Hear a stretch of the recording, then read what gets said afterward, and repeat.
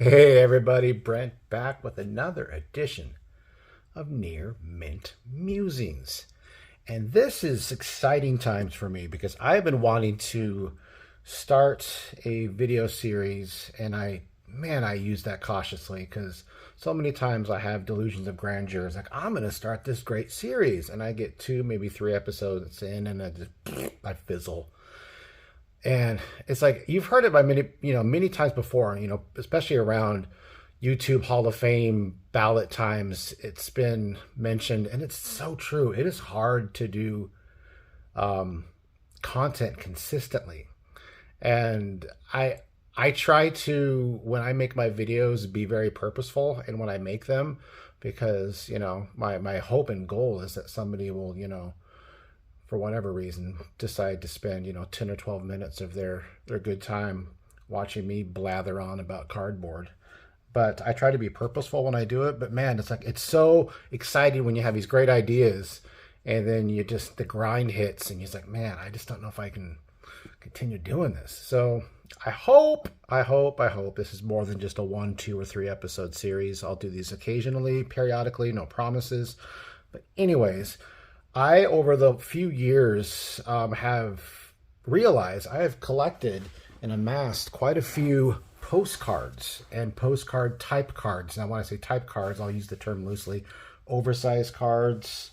There's some series like the National Chicle, from the 1930s. You're gonna have like the exhibits, stuff like that. They're not technically postcards, but they fall into that larger card realm, and I will very liberally put those into this series as well. Anyways, this first episode will be true to the postcard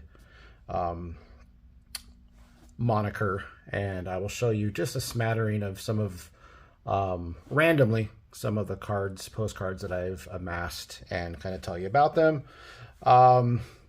So let's dive into it. So this first one is actually a recent pickup.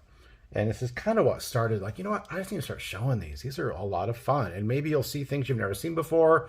I will tell you that postcards, I think they're unique and beautiful in the way that they show a lot of times images of players and scenes that maybe you wouldn't see normally in regular cards. Just maybe because of the size of the postcard, just or whatever reason. A lot of times they're real photographs that are put onto postcards, stuff like that. And you can find them for a lot cheaper. Now, whether that's not, I say a lot cheaper, but relatively cheap compared to cards. Maybe that's just because the size of the card isn't what everybody's looking for, and it's hard to store, hard to display. I say whatever. I love what postcards can bring to the table as far as collecting, and I think it's a niche in the hobby that is overlooked and forgotten about. And I do have to give credit where credit's due. The timing of it's interesting. Alex Bowman 53 on his card room live streams that he does. Actually, his last one that he did this weekend was on postcards, and it killed me that I wasn't able to be where my collection was and show some off. But I figured, okay, enough's enough. Let's start showing some of these off. So props to him for wanting to get that conversation going. So I will continue the momentum that Alex has started, and maybe he'll keep me accountable and make me keep doing these videos. Anyways, I've been talking long enough. So my first postcard is from 1912. It's a PC. That's the category that it's in, PC postcard. Robert Robinson. It's from 1912. These postcards I'm reading from prewarcards.com, which that is my go-to for anything pre-war. Prewarcards.com is just a fantastic resource for all things pre-war. The 1912 PC 766 Robert Robinson postcards included 4 baseball issues. The postcards included color images of generic or unknown players and one scene of fans. While generic, the quality of the artwork is difficult to match. And I agree. This is very Norman Rockwell-esque. There's the back. Let me prop this up here for a second. There was the... this was probably the most famous image of all of them, especially when it comes to baseball. There's a batter squaring for a bunt. There is fans watching. There's a pitcher, and then there's this one, catcher watching a ball in the air, is I guess the technical term. There's the Robert Robinson. Actually, this is copyright Edward Gross. I just realized that. But if you look on the back, that's where it says Robert Robinson up at the top up there. So I was about to say, man, I've been lying this whole time. It's not Robert Robinson, but it is. So there's my first one. Beautiful looking Americana type card from 1912. Not bad, right? So around the same time, actually 2 years before, 1910.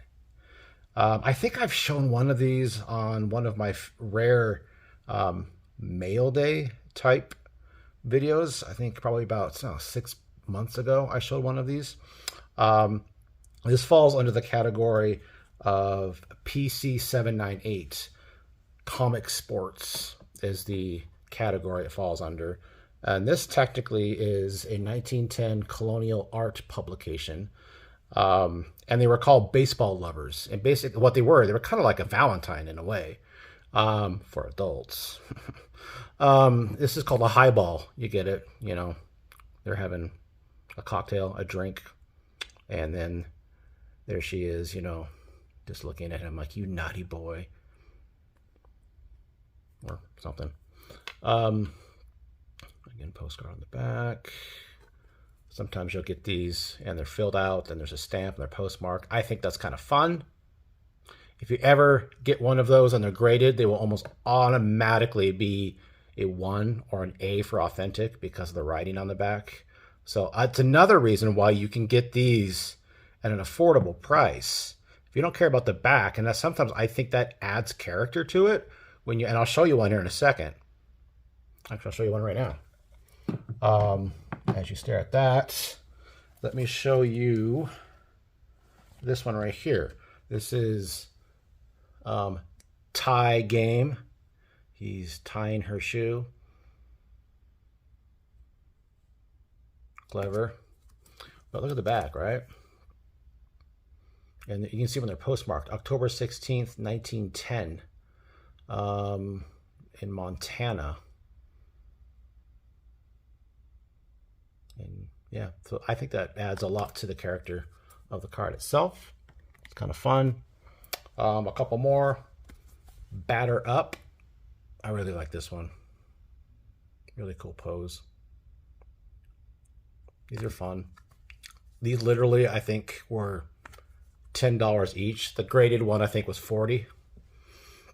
So $10 for a 1910 postcard.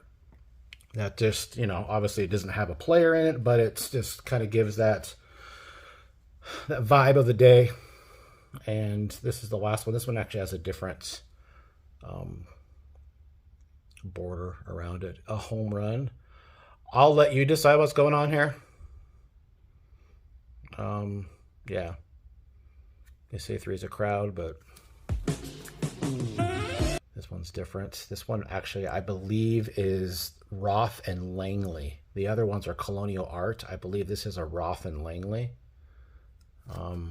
If prewarcards.com is steering me in the right direction. So anyways, there you have those. Those are fun. Next up, I have this really cool World War I era. I bought this recently, and I think I got it for $7.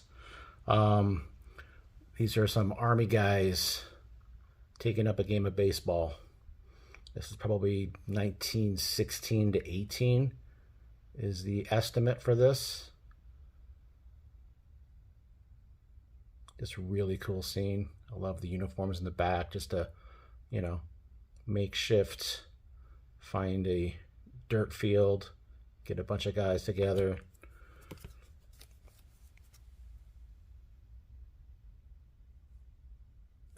let's see if this has any information on it. It just says the company. A lot of times you can tell by the company. That's another reason also, if you're not sure exactly when it is, sometimes if they're postmarked in the back, that gives you the clue. At least, you know, how old it could be. But I really like this and what it stood for. The boys taking a break, World War I. Next up, I'm going to take this out of its hard case here. This is, I'll show the back first. So this is Ron Lewis has done a bunch of Negro League postcards, and I really, really like these. They're a lot like the Perez Steel in a way. They're stamped out of 10,000. This one has, if you look at the names on here, it's just fantastic. Armando Vasquez, Minnie Minoso, and Martin Dihigo. Most of you know who Minnie Minoso is. Some of you, most of you should or will know, wink wink for a future video of mine, who Martin Dihigo is, and Armando Vasquez. These were all three players who played together on the New York Cubans. They are of Cuban descent. Fantastic, especially when you can get them autographed. So this is Minnie Minoso in the middle. That's his autograph. That's Martin Dihigo on the right. And then there's Armando Vasquez and his autograph on the left. So these are fantastic postcards. I have a few of these, and I'll show these. I'll spread them out throughout my videos. The Ron Lewis postcards that I love his artwork and how he just captures the day with these Negro League players. And I try to collect mainly New York Cubans because of the Latin connection they have. That's usually where I try to look at. So this was one of I've had for a while actually, but I love the Minoso autograph, and of course Armando Vasquez. There's that. And then last but not least, I've actually over the last 3+ years have amassed a pretty decent collection of autographed Hall of Fame postcards. These next two I'm going to be showing you, I've actually on the more recent tip of ones that I have procured. And these are just, you know, nondescript postcards when they're graded by PSA. For some reason, when you get a card graded from PSA and you get the autograph, it'll just, when you get this, it just says trading card at the top. That really bugs me. I wanted to have the name of the card. Instead of it saying, you know, 1980 tops, it'll say trading card. You have to pay more money for them to authenticate the card. They'll authenticate it, but they won't name it. They'll just authenticate the autograph, PSA DNA. That's fine. But when it just says trading card, that bugs me. For whatever reason, it doesn't bother me when it says postcard, because it's just a postcard. That's my long-winded way of saying, here is a postcard of Carl Hubble, PSA DNA certified autograph. Now, I don't think this is a very old photograph, even though it looks like it's an old postcard. But that is his signature of Hall of Fame pitcher, Carl Hubble. Again, when they write on the back, I mean, if you open, you know, turn to the front, you're looking at this. You go into like a souvenir shop, you don't know who this is. There's like no designation anywhere of who it is. So this guy, you know, kindly wrote his name on the back and then got it signed. Now, I am doing more research. I guess there's a way of telling you how old this postcards are based on where the place stamp here is, how it looks, the types of lines that make the square, the symbols that it uses. There's a lot of ways to determine the roundabout age of a postcard, and I'm just kind of now diving into that. So maybe I'll do a video on that one day of just kind of like distinguishing the age solely based on some of the markings on the back. There's Carl Hubble. And last but not least, Shout out to my man, Don. Don's Field of Dreams cards. Stan the Man Musial.